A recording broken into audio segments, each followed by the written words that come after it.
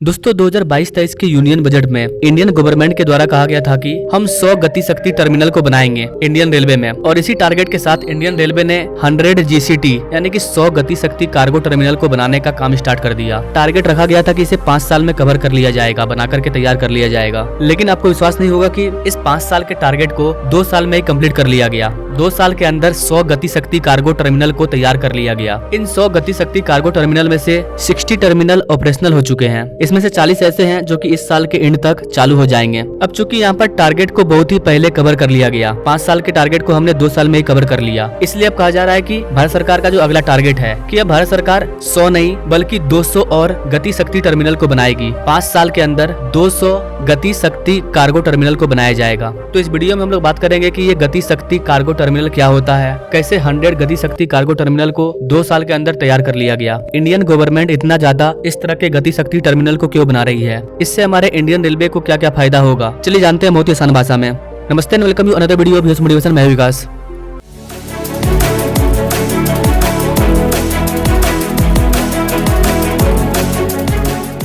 Now directly come to the point. आज से ठीक 3 साल पहले प्राइम मिनिस्टर मोदी के द्वारा 2021 में पीएम गति शक्ति स्कीम को लॉन्च किया गया था। इसको नेशनल मास्टर प्लान भी कहा जाता है, या आप इसको मल्टी मॉडल कनेक्टिविटी प्लान भी कह सकते हैं। इसमें गवर्नमेंट अलग अलग सेक्टर को मिला करके कनेक्टिविटी को इम्प्रूव करना चाहती थी, जैसे कि रोडवेज हो गया, रेलवेज हो गया, कॉरिडोर हो गया, ट्रांसमिशन नेटवर्क, 4G कनेक्टिविटी। इस गति शक्ति मास्टर प्लान के अंतर्गत कई सेक्टर पर काम किया जाना था, और इसी के अंदर आता है इंडियन रेलवे का गति शक्ति कार्गो टर्मिनल। इसको शॉर्ट में जीसीटी टर्मिनल भी कहा जाता है। इसमें सरकार का कहना था कि रेलवे के द्वारा जो भी फ्रेट की मूवमेंट होती है, जो भी गुड्स वगैरह का ट्रांसपोर्ट होता है, उसके लिए डेडिकेटेड फ्रेट कॉरिडोर को बनाया जाना था। इंडियन रेलवे के द्वारा कार्गो का जो ट्रांसपोर्टेशन किया जाता है, उसकी कनेक्टिविटी को और ज्यादा सुदृढ़ करने के लिए, गुड्स वगैरह के मूवमेंट को रोड से कम करके इंडियन रेलवे को दिया जा सके, उसके लिए गति शक्ति कार्गो टर्मिनल को बनाया गया। यहाँ पर आप देख पाएंगे कि ये सारी रेलवे की मालगाड़ी है, जहाँ पर गुड्स वगैरह को कंटेनर में डाल करके रेलवे के थ्रू इसका ट्रांसफर किया जा रहा है। जिस तरह से समुद्री पुट पर कार्गो वगैरह को रखने के लिए अलग अलग सेक्शन बना हुआ होता है, जहाँ पर कई तरह के कार्गो वगैरह को रखा जाता है, ठीक कुछ ऐसा ही इंडियन रेलवे में किया जाने लगा, और भारत सरकार के द्वारा अब इसको तैयार कर लिया गया है, जिसका खर्चा करीबन 5400 करोड़ रुपया आया है। तो ये था गति शक्ति टर्मिनल,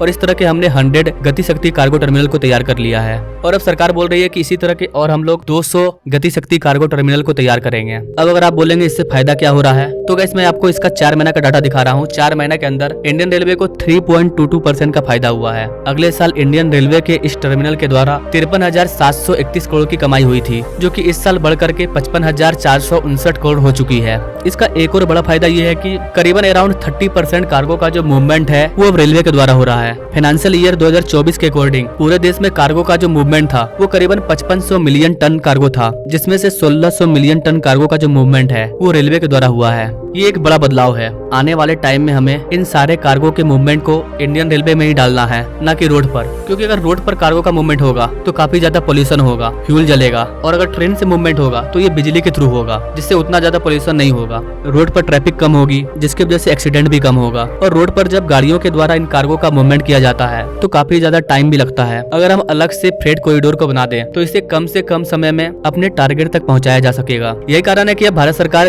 200 नए कार्गो टर्मिनल को लॉन्च करने जा रही है। 12,000 से 14,000 करोड़ रुपया खर्च करेगी, क्योंकि इस टाइप के एक टर्मिनल को बनाने में 65 से 70 करोड़ रुपया का खर्च आता है। अब अगर बात करें कि इस तरह के इतने स्पीड से एक्सपेंशन करने का क्या रीजन है, मोटा मोटी फायदा तो मैं आपको पहले ही बता चुका हूँ। रेलवे के अकॉर्डिंग जो बड़े बड़े कंटेनर होते हैं, जिसमें कि काफी वेटेड गुड्स वगैरह होता है, जैसे कि कोयला हो गया, सीमेंट हो गया, इन चीजों का जो ट्रांसपोर्टेशन है उसको आसानी से किया जा सकेगा। एक बार में सारे कंटेनर को रेलवे के ऊपर लाद दिया जाएगा, और ये भारत के एक राज्य से दूसरे राज्य में आसानी से जा पाएगी। मान लीजिए यूरोप से कोई प्रोडक्ट आया जो कि मुंबई पोर्ट पर रुका, अब उसको हमको लेकर के बिहार लाना है, झारखंड लाना है, यूपी लाना है, तो ऐसे में अगर हम रोड से लेकर के आएंगे तो खर्चा भी ज्यादा पड़ेगा, समय भी ज्यादा लगेगा, ट्रैफिक जाम भी होगा। अगर हम लोग इसके लिए अलग से डेडिकेटेड फ्रेट कॉरिडोर बना दें तो ये चीज काफी आसान हो जाएगा। और चूंकि अपने देश में अब ज्यादा से ज्यादा डेडिकेटेड फ्रेट कॉरिडोर बन रहा है, गति शक्ति टर्मिनल बन रहा है, तो इससे उन कंपनियों का जो समय है वो भी बचेगा और रेलवे बिना रुके तय समय में इन चीजों का ट्रांसफर कर देगी। हर चीजों का कंटेनराइजेशन हो जाएगा। इससे देश काफी जल्दी ग्रो करेगा।